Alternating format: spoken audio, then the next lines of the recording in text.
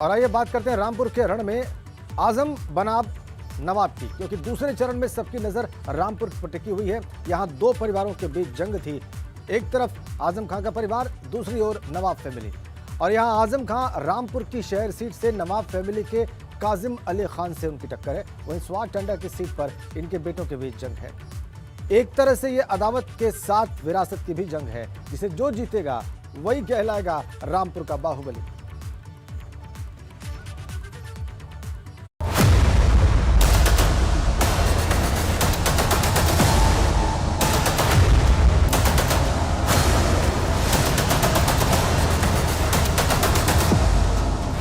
रामपुर की बाहुबली जंग, मुस्लिम वोटर किसके संग? जब उनके वोट खुलेंगे तो नोटा से या तो कुछ ज्यादा होंगे या कुछ कम होंगे। आजम वर्सेस नवाब, जनता ने दिया वोट से जवाब। और हमेशा से कहीं ज्यादा वोटों से इस बार जीती। दो पीढ़ियों की सियासत, किसको मिलेगी विरासत?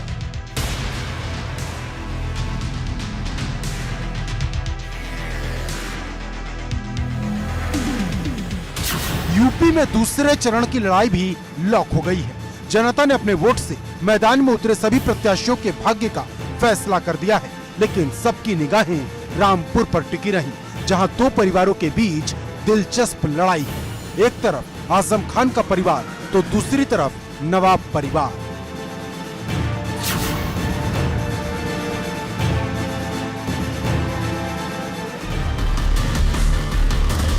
जहां रामपुर शहर से आजम खान मैदान में है, तो उनके सामने कांग्रेस की तरफ से काजिम अली खान और नवेद मियां हैं। ऐसी ही लड़ाई रामपुर की स्वार टांडा सीट पर है, जहां आजम खान के बेटे अब्दुल्ला आजम सपा के टिकट से मैदान में हैं, तो भाजपा की सहयोगी अपना दल एस के टिकट पर हैदर अली खान और हमजा मियां ताल ठोक रहे हैं। और ये टक्कर वोटिंग वाले दिन दोनों के परिवार में भी देखने को मिली, जहां दोनों परिवारों ने अपनी अपनी जीत का दावा किया। कोई नवाब नहीं है। मैं बहुत से ऐसे परिवारों को जानता हूं जो नवाब थे और आज कहाँ हैं। मैं आपको जब उनके वोट खुलेंगे तो नोटा से या तो कुछ ज्यादा होंगे या कुछ कम होंगे। 202% एक तरफा मामला रहेगा। ये जितनी पब्लिक आपको यहाँ दिख रही है और कार्यक्रम में दिख रही है, यहीं की पब्लिक है। हम समाजवादी पार्टी की तरह नहीं है कि नोएडा से लोग बुला रहे हैं, लखनऊ से लोग बुला रहे हैं। जैसी जंग रामपुर की स्वार सीट पर है, ठीक वैसी ही रामपुर शहर सीट पर भी आजम खान जेल से ही चुनाव लड़ रहे हैं। उनकी गैर मौजूदगी में चुनाव की पूरी जिम्मेदारी उनकी पत्नी तंजीन फातिमा ने संभाली। मतलब चुनाव भले ही आजम खान लड़ रहे हों, लेकिन काजिम अली खान को चुनौती तंजीन फातिमा ही दे रही हैं। रामपुर की आवाम खुद जानती है, उससे कुछ कहने की जरूरत ही नहीं है। ऐसा नहीं है, सब जमीनी मुद्दे हैं, कोई ये धर्म वर्ण की बात नहीं है।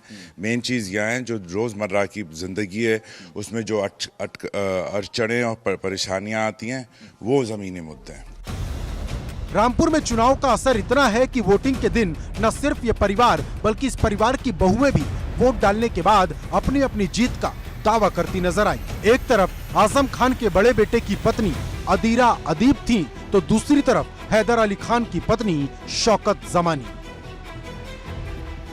बिल्कुल आजमवादी हैं सब यहाँ के लोग, सब आजमवादी हैं। आजमवादी का मतलब क्या हुआ? आजमवादी का मतलब ये हुआ कि जो लोग शिद्दत से और दिल से उनसे मोहब्बत करते हैं, अभी से नहीं 40 साल पुराने, वो सब आजमवादी है। बहुत मुद्दे हैं, क्योंकि 5 साल में ज्यादा कुछ काम नहीं हुआ, सुनने में आया था। आपके पति हैदर अली चुनाव लड़ रहे हैं स्वार से, अब्दुल्ला आजम के खिलाफ चुनाव लड़ रहे हैं।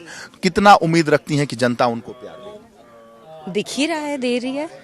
उम्मीद की जरूरत नहीं है। ये चुनाव हार जीत से ज्यादा प्रतिष्ठा का चुनाव है। ये रामपुर के वर्चस्व का चुनाव है। मतलब लखनऊ पर राज कोई करे, लेकिन रामपुर पर हुकूमत किसकी होगी, इसका फैसला इसी चुनाव से होना है।